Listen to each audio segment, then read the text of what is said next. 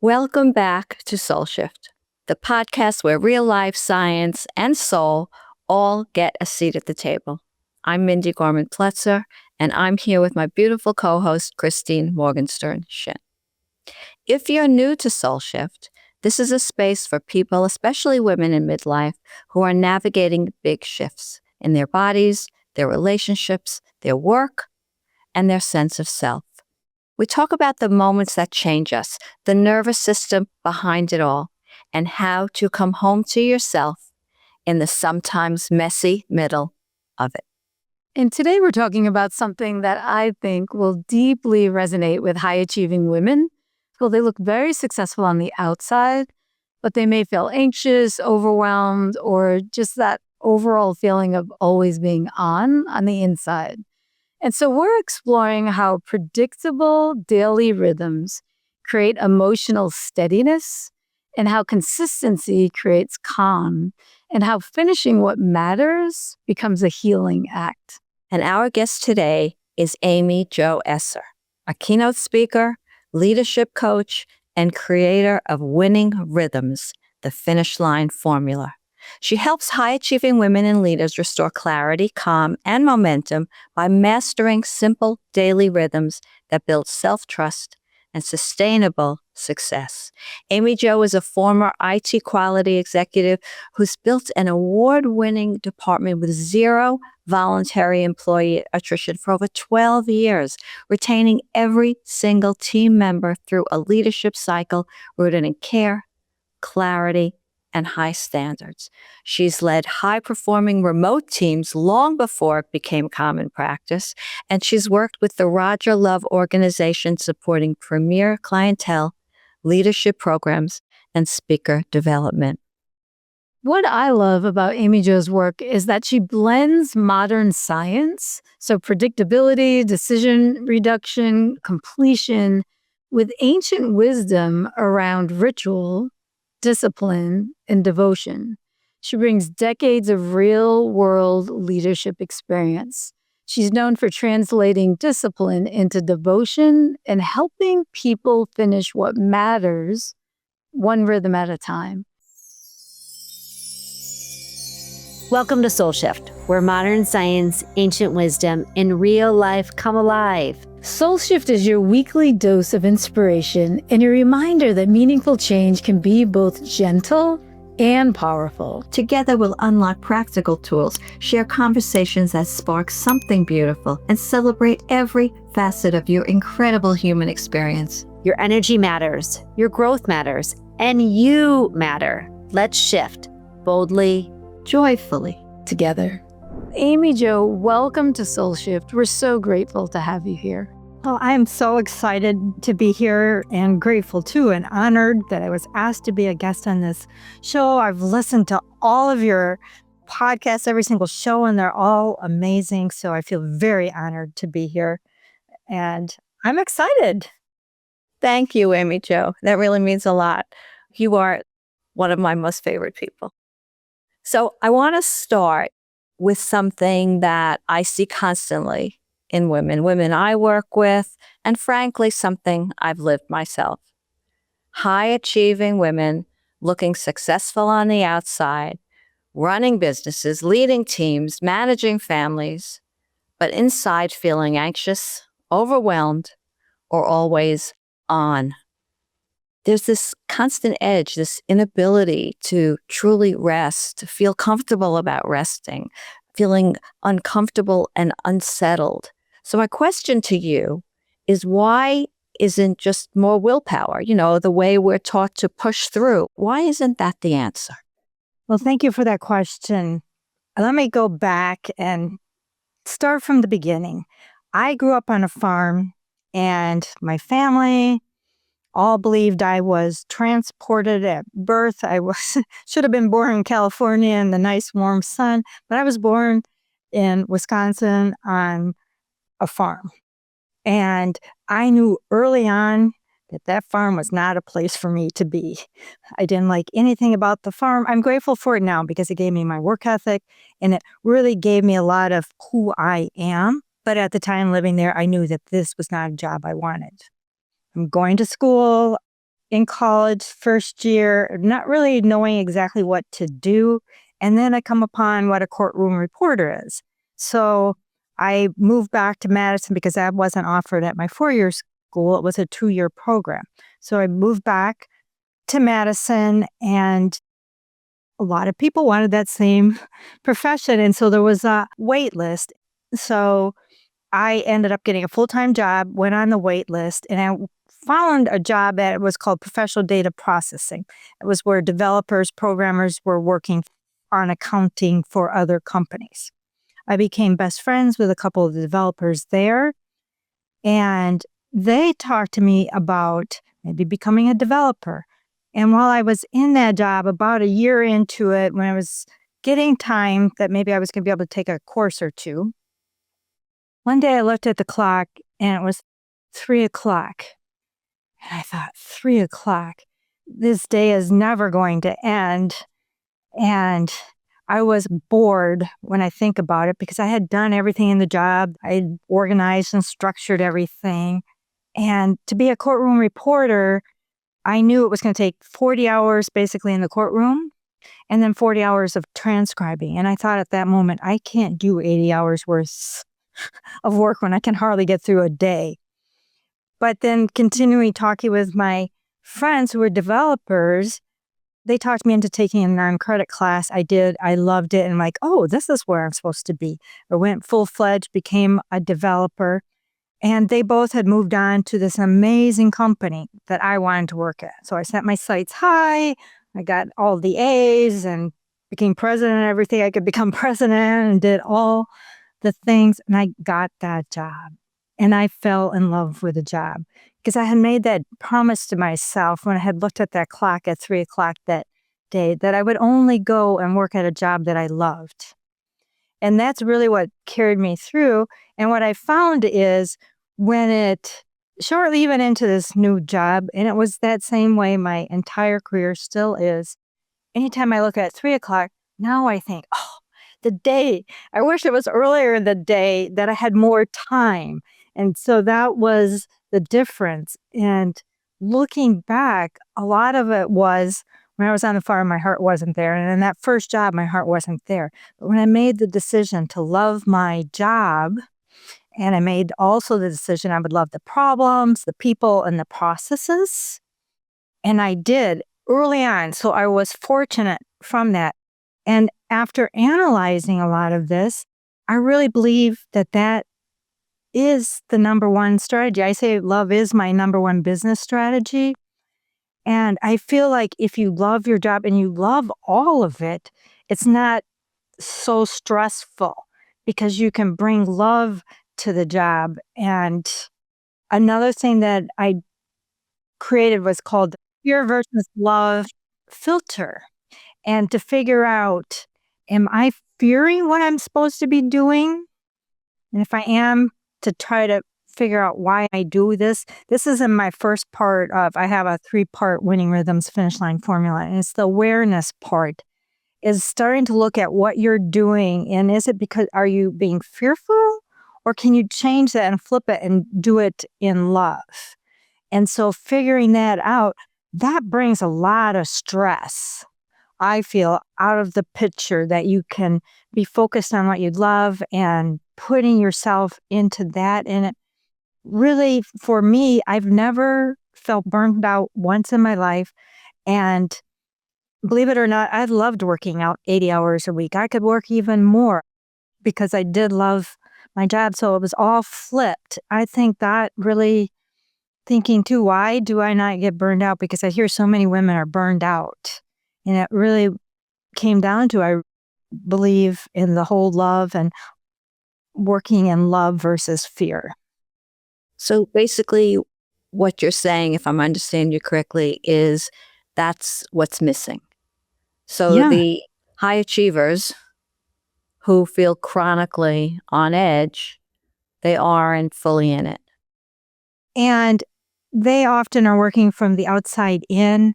And in my program, we work from the inside out. So also in this awareness, rhythm, and it works in several different layers. That's what's so cool about it. But the first layer is just going internally and thinking about these things. Am I even working in a job that I love?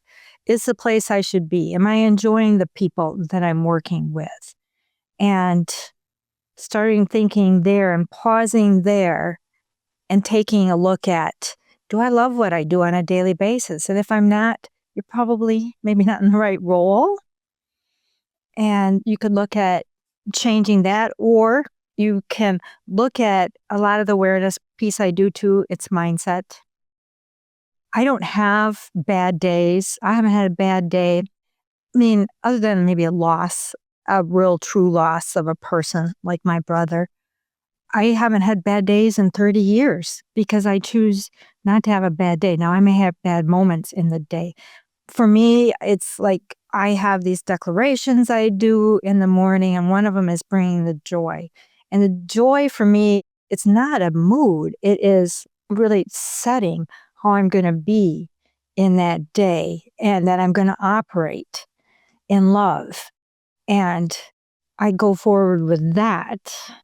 So plowing through, relying on willpower, is just adding more to your to-do list instead of learning to be. To be, yes. I believe you could be fully high achieving and full of peace. Those two can coincide together. You just have to approach it and go through it. And a lot of it is mindset, going internal. And a lot of high achieving women think they don't have time to stop to do the analysis to really kind of figure out where they are because they're living in reactive mode and having to put out the next fire and do the next grand thing. Amy, what I'm thrilled about is that you shared with the audience that love, fear are opposites. And, fear being that lowest vibrational, energetic, on the emotional guidance scale, and love being the highest. And with you sharing about setting the intention out of the gate right when you wake up and doing it from a seat of love, how that can completely transform your whole entire day. And that to me is just invaluable information right there. And I was lucky I learned it at a pretty early stage because I can tell you back before I started I've done a ton of mindset work and a ton of work. I'm in personal development all the time. I did have bad days and I was cranky, but I don't have that anymore. I might, someone might trip my button closely with my husband, but not often. Not really very often. And again, I just recover from it right away because I just get myself back into a place of love. And it's easy now because part of my rhythm too is you do it every single day consistently, one rep at a time. And you keep building and building and building. And over time, that's again with the mindset. I say you got to look at your mindset. And if you're tromping around in your mind like you would never do for anyone else, if you'd never speak to anybody else that way, why would you speak to yourself that way? You have to have the self-love. You got to start with self-love. And once you start becoming aware, again, this is an awareness rhythm of thinking about how you're talking to yourself. And I can tell you, I didn't used to talk to myself very good at all. But now I flip it. If you say, I'm so stupid, no, I'm brilliant or whatever, you just flip it right away. And, the awareness for some people that haven't done the work is eye-opening. And so in the beginning, I want them to start tracking and thinking and just really catching themselves and watch how you're speaking to others. And if you're speaking to them with love, why wouldn't you not do it to yourself? That's really valuable. And I love that you started with awareness because I think once that foundation is laid, they can focus on one of your other core teachings, which I really appreciate about the consistency creates calm. And that calm isn't passive, that it's more practice. And so from a nervous system perspective, this really makes a lot of sense. Our nervous systems crave predictability. Of course, we want to feel safe. And when life is really chaotic and sometimes unpredictable, some people get stuck, as in that fight or flight type stage. But when we can have rituals and have more of a predictability with a connection to ourselves, the nervous system can simply soften and shift back into safety. And so, could you talk about how daily rhythms create this steadiness in our body and minds, especially if the person is navigating whether it's like a high stress or uncertain season of life? Yes, these rhythms that I found I set for myself, and that morning rhythm is the most important one. My last 2 jobs, I lost and I loved. I loved my jobs. One was, that's where I was the IT executive over quality and testing. And I loved all the people. I loved everything. And we brought in a new CEO and he got rid of some of the IT executives. And so there was a moment in time where I didn't know what was going to happen next, trying to figure that out, or I lost my brother suddenly. And what I ended up finding out is I had these rhythms. I've worked out for 30 plus years without ever missing a day, except for COVID and 2 days having to spend in the hospital. Well, even one of the days I had worked out in the morning. But that rhythm became my rescue because that was the one part of my day that no matter what, because I had done it for so long, I cannot not do a workout. I cannot not think about bringing the joy. I cannot not do some of all these mentally, spiritually, physical things I do in the morning. And for me, that was the one part of the day that I knew at least I still had a little bit of control over. And my body and mentally and spiritually, everything expected that. I mean, I got goosebumps now. That was the part that, gave me that peace. And even though the rest of the day could be chaotic and not sure what to do, but having that centeredness just really made a big difference for me. Thank you for sharing, because I know a lot of people, the first thing they do is open up their phone in the morning and they start scrolling through, or they start getting anxious because they think of their to-do list. And I love how you're focusing and dedicating, intentional, conscious time to connect with yourself and to lay that foundation. Yeah, and I do right now. I have, and this is not for everyone, but because the morning rhythms worked out so well for me, one of the things I teach is I want you to do some kind of movement within the first hour, minimum 20 minutes, ideally an hour, but not everyone has that time, but at least some movement, and drinking 20 ounces of water within the first 20 minutes because that wakes up your body too. I would do anything that I know is good for me that I didn't want to do.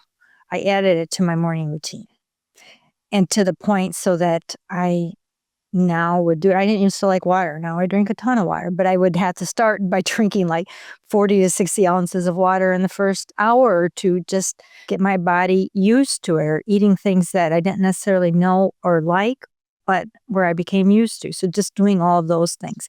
So I have all these different practices that I do helping me in my whole life.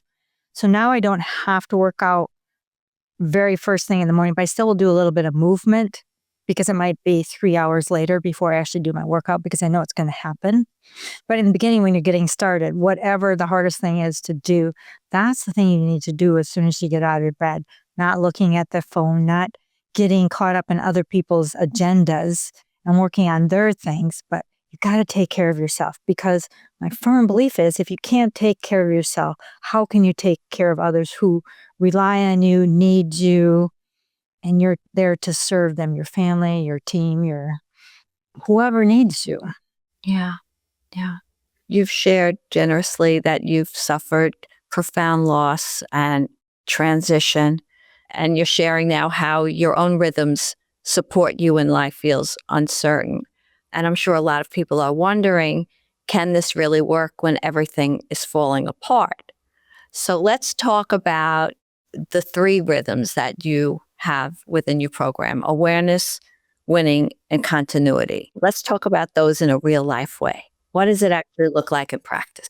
Okay. And again, the cool thing is, I think it's cool, but this awareness, winning rhythms, and continuity, we can start with a day, especially if a woman is so overwhelmed or has this horrible part of a tragedy that's going on that they don't know how they're going to keep going. With the awareness with them, we stop and we think and we pause and we think about the day. And I'd like a person to come up with one thing you're going to finish that day, because it's the winning rhythms. These are the 3 rhythms, and it's the finish line formula. Because if in the morning and you think about that, and this can be the first part before you're getting into the movement or all that. I mean, some women just need to really start small steps. And thinking about, who you do want to be, it does come down to identity, but what's one thing I can finish today that I would feel good about myself at night? And then at night, you ask yourself, would the woman I'm becoming be proud of how I finished today? And so those are kind of, you're going inward and you're becoming aware, and you can start journaling this and tracking it, because not every day you're going to finish.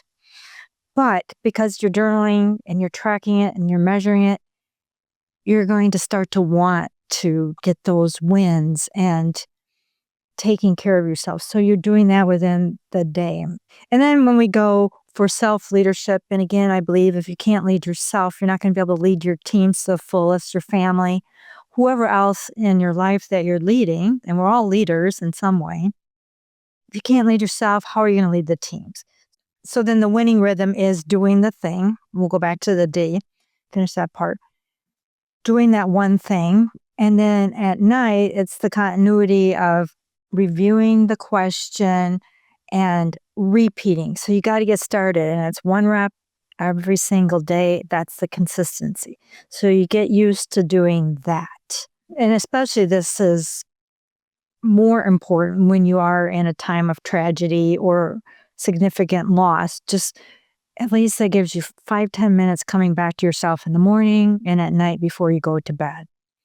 And if you didn't finish where you wanted to finish that day, don't judge yourself. Don't beat yourself up. Just know tomorrow's a new day and you can start over.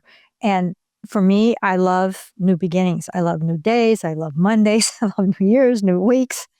So you can always start over. Again, it's continuing. You're not beating yourself up and saying, I have to start from the beginning. So that's kind of how you go through it in a day, especially when you're more in a really hard spot. But then when you want to start living your day and doing self-leadership, leading yourself, this is where in the awareness rhythm, you dial it in a little bit more about who do I want to become and who I want to become and what dream do I want. Because you would already have the dream, then you would have already become that person. So there is something from where you are now to where you need to go for that dream. So there's some characteristics, different things you need to build. So you're thinking about that also in the self-awareness. You're doing different things of tracking your time on distractions, a lot of different things just to kind of bring yourself back and becoming more self-aware. A lot of people aren't self-aware, believe it or not. I mean, those of us who are in things like this, we are probably definitely more self-aware. So now you have that dream, then it's the winning rhythms. It's the 1-1-1-1 or my 11-11 winning rhythms is what I call it. And you're thinking about that one dream, not a million dreams, one dream. So you start there, and ultimately this is where you work towards. But again, depending on where you're at in life, if you've got a lot of young ones, this may not work. But starting with, you do 1 hour a day to work on that dream. But if you don't have some kind of workout routine or some kind of movement routine in place, I'm going to have you do that first before you really concentrate on this dream, the ultimate dream of creating a legacy or getting that promotion. So we'll start on the movement because, again, if you're not moving your brain, you're not mentally as good. And again, that also helps me bring the joy. I mean, you just feel so good. You've done something hard. And I'm always about doing the hard thing and always getting it done early in the morning. So you do that movement. And again, it could be 20 minutes. For some people who are just getting started, I had the 6-minute rule. If you do it for 6 minutes, because sometimes that's what I found is after the 6th minute, I will continue to do it. But don't feel like doing it after 6 minutes, you can stop. And so you do that. And then the next one in the 11-11 is 1% of your days spent on improving the skill you need. So either for the workout, you're improving a squat or you're improving your posture. If it's for a dream, for me, I want to become a great speaker. It would be practicing 15 minutes a day on some type of speaking. And then the one bold identity moving action, and that is something that you're scared to do. But I have found that that's moved me faster, farther, is doing those hard, bold moves. Like asking for a sale for somebody that I may not feel like they're worthy, or they might not think that I'm worthy for them. Just doing something like that, or doing a sales call with an unbelievable person. That's kind of the same thing. But doing something like that, something that would build my identity towards who I'm becoming. And then the final one is one more rep of something or one less rep. So one more rep, if you're a salesperson and you said you're going to do 10 sales calls that day, do the 11th one. Or it could be one less rep, because sometimes we're doing too much. Again, as overachieving women, we're doing too much. And what can you take away? Or are you doom scrolling? Can you do one less session? Because when you're adding this hour, many people think, oh, I don't have an hour.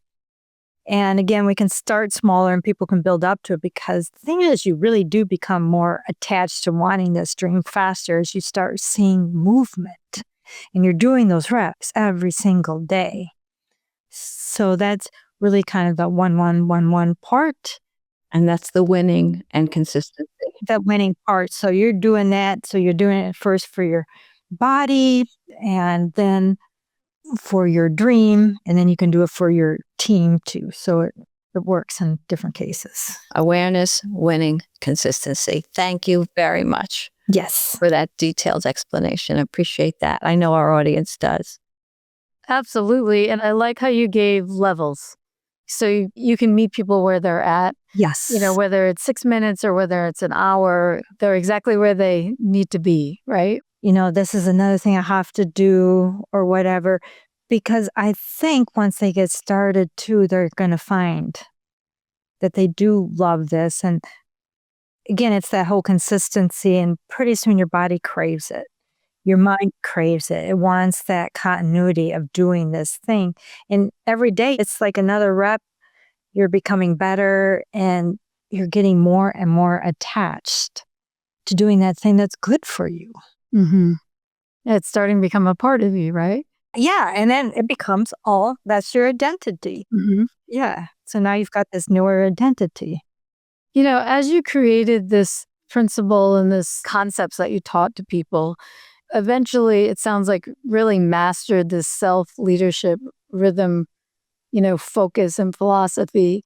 How did you apply it to how we lead teams or relationships? Because your background of leading an award-winning department for 12 years and 0 voluntary attrition, that doesn't happen by mistake, and that just doesn't happen randomly. So it's extraordinary. And I was curious of what's the connection between how you teach this concept of personal rhythms and then your ability to lead others so efficiently. So again, it was because now I'm bringing my best self to work, right? I've brought the joy. I'm bringing the love. I know it also had to do, I was very particular in how I hired, Mm-hmm. but every single day, my team know that I was consistent in who I was and that I was strong and I could do hard things. I would help them out. I fought for them, but it was the love and the joy. When I look back at it, love is my number one business strategy. And I just brought that to work. And as I started hiring and getting more and more people, my people knew that I loved them, and I brought my whole self. I mean, I know everybody brings their whole self to work, whether you think, well, I can leave the issues at home. But I had monthly, weekly conversations with every single person in my team. And they truly appreciated that. And I felt like if I could understand their family and understand the issues that they were willing to share, I could more support them. And they knew that. And they knew I had an open door. They would come in, and I had consultants too. And the consultants told me, I've never been treated like, sometimes consultants aren't treated like real people, as they told me, but that they could genuinely feel that I loved and I cared for them. And I developed this whole team, and I started getting more and more people. I helped let them to start the hiring process. They knew what I was looking for, and they knew what our team was needed. But everyone was willing. Everyone loved each other on that team. I mean, I think they just felt that from me, and then they started doing it, and they were willing to do anything for each other. And they always knew I would be there too. I was never too good to not get in there and do the work, because we were always at the end of a process. A lot of times we had a lot of late nights.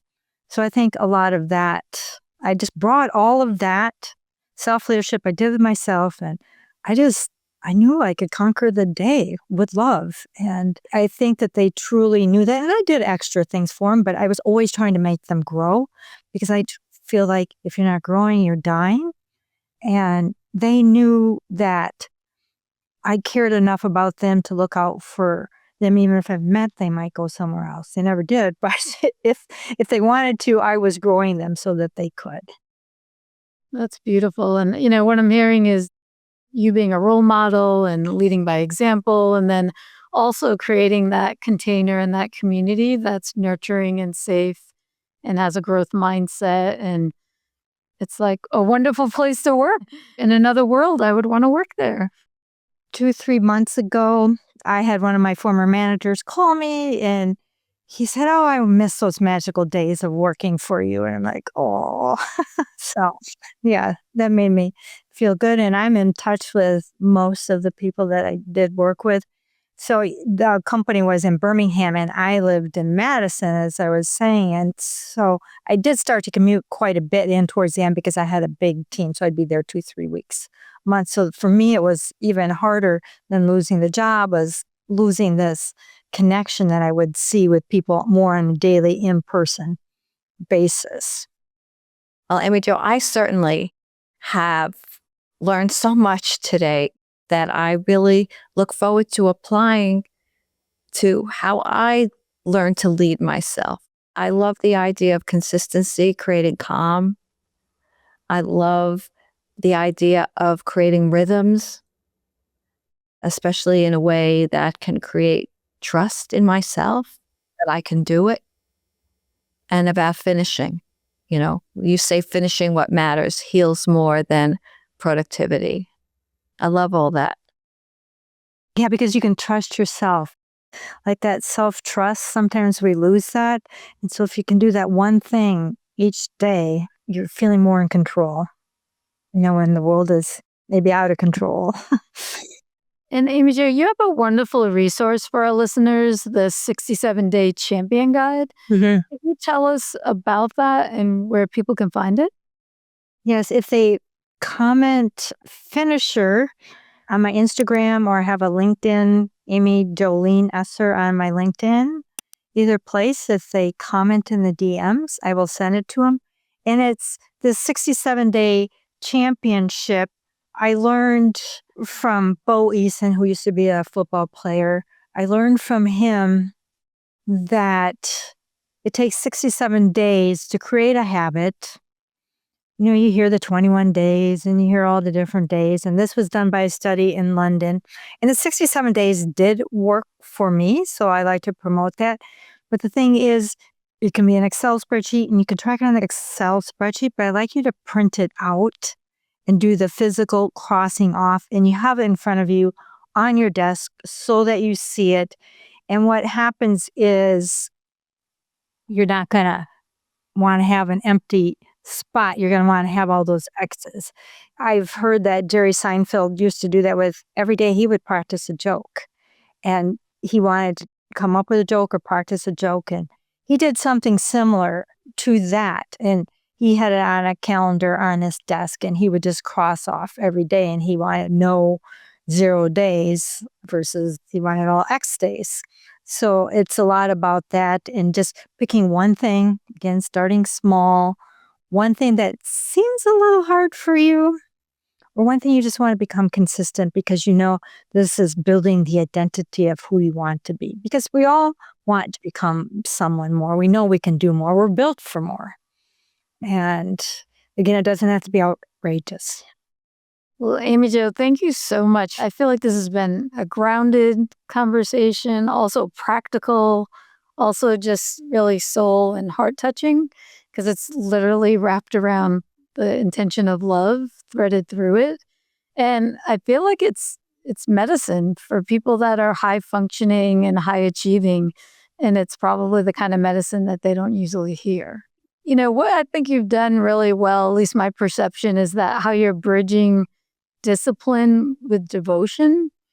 You know, you're not setting up all these rigid rules or judging ourselves or punishing ourselves. You're talking about creating these like ornate and organic rhythms, you know, honoring the nervous system, which I'm very biased over in terms of, you know, just having it nice and calm and peaceful and grounded.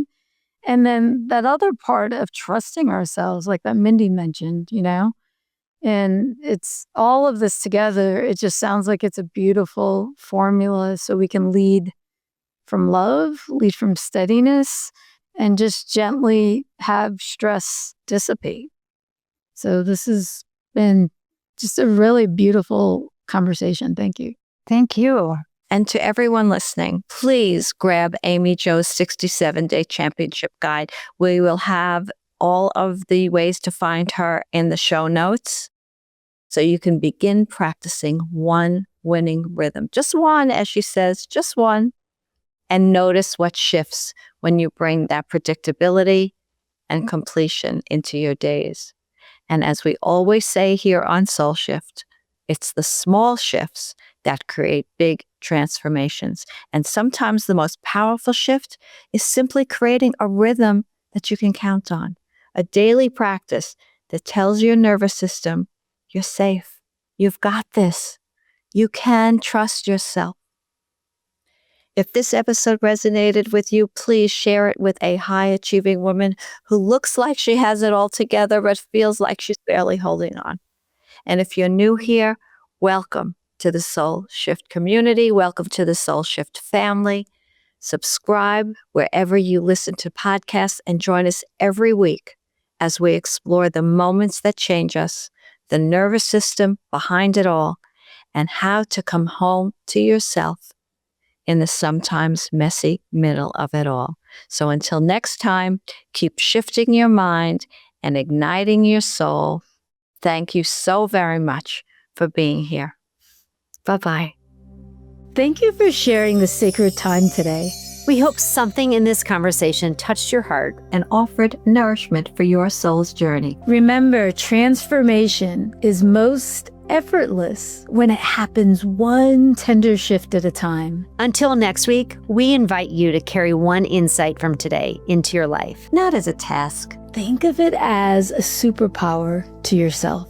If something resonated, we'd love to hear from you. If you're joining us on YouTube, feel free to leave us a comment below. Your words ripple outward, offering connection and comfort to others walking this path beside you. If Soul Shift feels like home, please subscribe and consider leaving us a review. Your support will help us reach more hearts that need to hear they're not alone. We're holding you in love, so know you're not alone.